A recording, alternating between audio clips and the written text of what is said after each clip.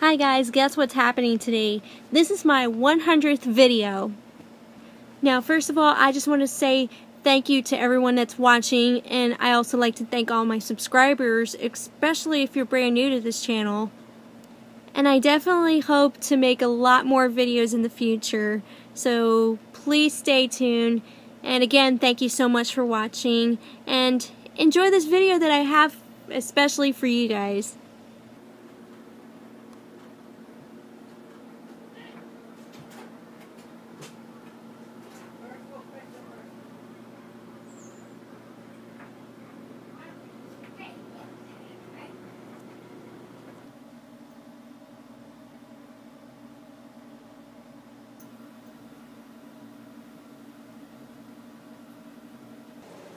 "In you go," said Jessie. The Emperor's henchmen were escorting Herbert and Wally into a jail cell, at the Bunnyburg prison. "That's the last of them," said Frank. "The whole town, all in jail." "Can't we at least have something to drink? I want something to drink," whined Officers Boyson and Blue. "There's 99 bottles of slushy on the wall," Frank pointed out. "Yeah, just take one down, pass it around," added Jessie. 99 bottles of slushy on the wall," finished Frank. "Hey, that would make a great song," Jessie realized. Speaking of drinks, "Hey, Sweet Potato," Wally was yelling at them through the bars. He and Herbert were both sitting on the cots in the cell. "Tell Herbert to give me his cot," Wally yelled. "It's softer than mine." "I'm too tired to switch cots," said Herbert. "Besides, I want his cot. It's firmer than mine." "Boy, I hope that envy formula wears off soon," said Frank. "These gourds are driving me crazy." The two henchmen walked out of the prison. A few cells down, Bob Jr. and LarryBoy were sharing a cell. "I feel super weak," Jr. said. "Me too," said Bob.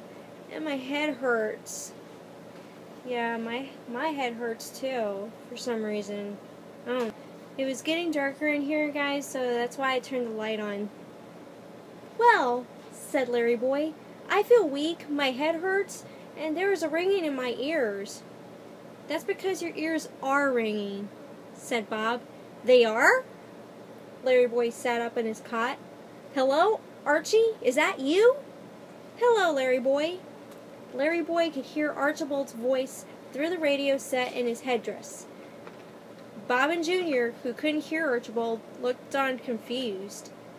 "Archie, am I glad to hear your voice," said LarryBoy. "I'm in jail." "Oh no," said Archibald. "I told you to slow down when driving through town."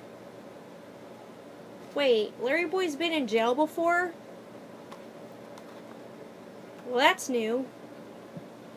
"It's not that," said LarryBoy. "It's Emperor Napoleon of crime and other bad stuff." "Why are you telling us that?" asked Bob. "I'm not talking to you," said LarryBoy. "You're not talking to me?" asked Archie. "Yes, I'm talking to you," said LarryBoy. "I'm not talking to Bob." "Are you talking to me?" asked Junior. "No, I'm talking to Archie," said the superhero. Bob and Junior looked around the cell. "He must be invisible," said Bob. "I wish I had an invisible friend," said Junior.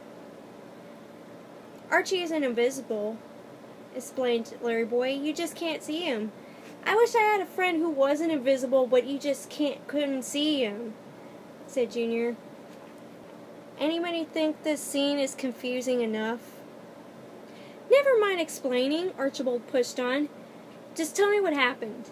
So LarryBoy told Archibald about the Mr. Slushy slurping contest, the Emperor's entrance, Officers Boyson and Blue becoming ill, and his own brief battle with the villain. "And that's how we ended up here," said LarryBoy. "Yeah, good exposition, guys." "It's unbelievable, but I'm too weak to try to escape. I wish I was back home like you." Keep your courage up, my friend," said Archibald. I will go down to Mr. Slushy and investigate. Maybe I can find out what is making so many people lose their strength. Good idea, Archie, said LarryBoy. And while you're doing that, I'm going to lie down on my cot and dream that I had a mattress that wasn't lumpy. Over and out. LarryBoy sunk down on his cot and commenced dreaming. Yeah, he really wants to be at home right now, guys. Good news, guys. We have time for one more chapter.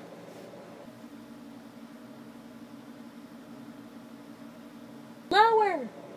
Shouted the Emperor. The evil cherry tomato was standing in the large doorway to the Mr. Slushy shop. I said lower! He yelled again.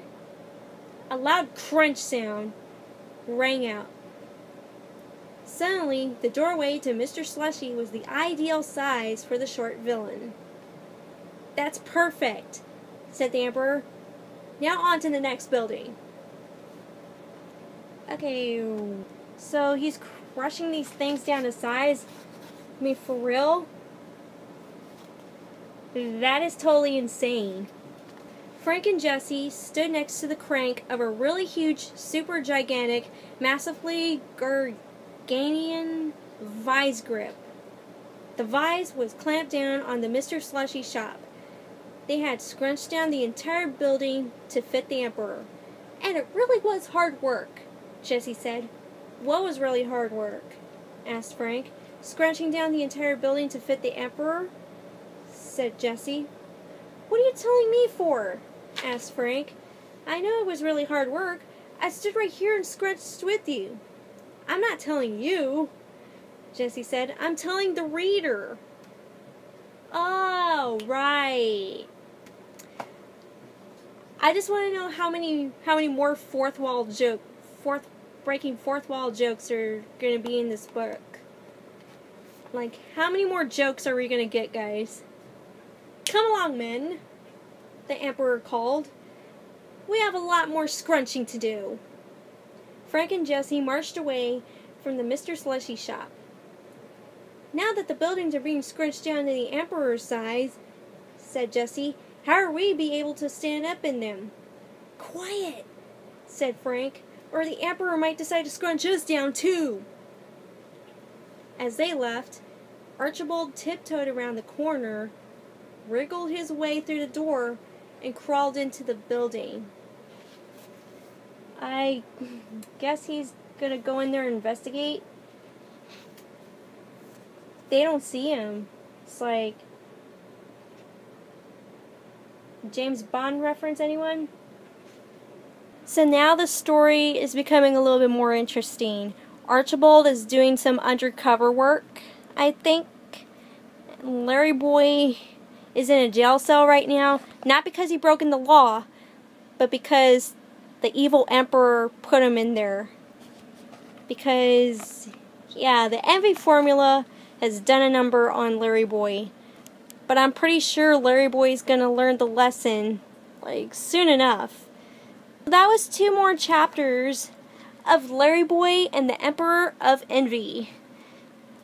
Yeah, LarryBoy's gonna kick the Emperor's butt pretty soon. I'm sure of it, guys. Well, I hope you guys enjoyed the video. If you liked this video, be sure to check out my previous readings. One of them's gonna be at the link, this little ball right here. Not the clock, but this little ball right there.